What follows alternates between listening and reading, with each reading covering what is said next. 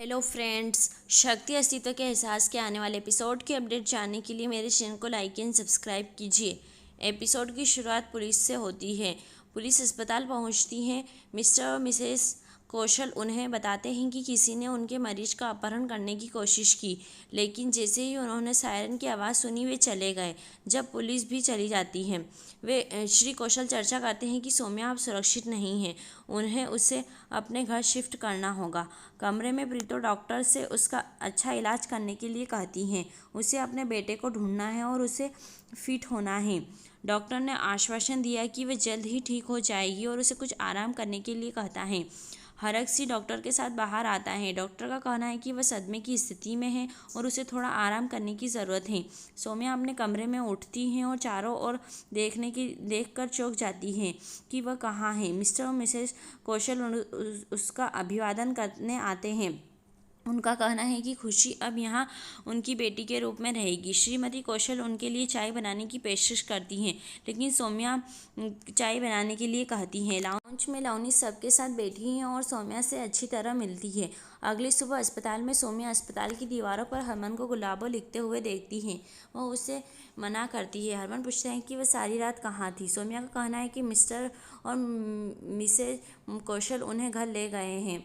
वह दीवार से गुलाबों को रगड़ने की कोशिश करती है, लेकिन लवनीत उसका हाथ रोक देती है।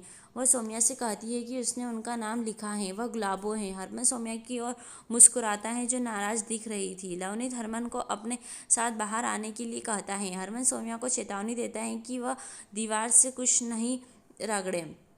सौम्या चिढ़कर अपने फाइल को चुनती है। हरमन लौटता है और कहता है कि उसे केवल आई लव यू याद है और कुछ नहीं। वह सिर्फ इस लड़की को चेक कर रहा है कि वह असली गुलाबों है या नहीं। सौम्या मिस्टर कौशल के पास आती है और पूछती है कि उनकी बेटी गुलाबों क्यों बन गई हैं। श्री कौशल बताते हैं कि लवनीत मनोविज्ञान पर एक थीसिस लिख रही हैं। उन्होंने हरमन को उससे के अतीत के बारे में याद दिलाने के लिए गुलाबों बनने का फैसला किया। वहाँ पुलिस जीत के गिरफ्तारी वारंट के साथ आती है। उनका दावा है कि जीत ने जिस कंपनी में काम किया उसमें लाखों की धोखाधड़ी की। उनके पास एक मजबूत मामले में उनके खिलाफ वारंट और सभी सबूत हैं।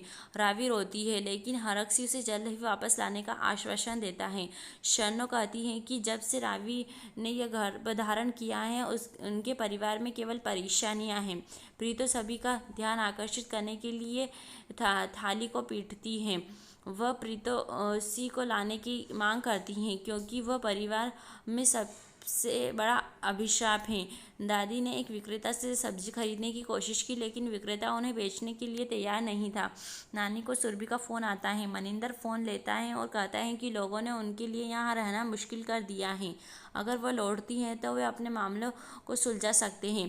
पुस्तकालय में हरमन कुर्सी पर घूम रहा है। लवनीत को कुछ किताबें मिलती है, जिसमें से पूछा जाता है कि क्या उसने कोई किताब पढ़ी है। हरमन कहता है हाँ उसने पढ़ी है। वो पूछती हैं कि क्या उसने 7वीं तक पढ़ाई की है। हरमन का कहना है कि गुलाबों पहले से ही जानती होगी।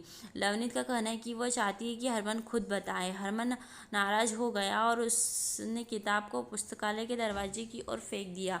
सौम्या अंदर आती है और कहती है कि उसे यकीन था कि केवल जॉली ही ऐसा कर सकता है। वे सौम्या को ढक्कन कहने पर बहस करता है। हरमन किताबों को फर्श पर फेंकता है और एक और खिड़की पर भी फेंकता है। सौम्या बहस करती रहती है। लवनीत उन दोनों को चुप कराने के लिए चिल्लाती है। वह किताबों को इकट्ठा करती है और हरमन से नाराज होकर पुस्तकालय से चली जाती है। सौम्या जाने के लिए मुड़ती है, लेकिन हरमन सवाल करते हैं कि क्या वह उसे पूरे अस्पताल में उसका पीछा कर रही है। सौम्या सहमत है।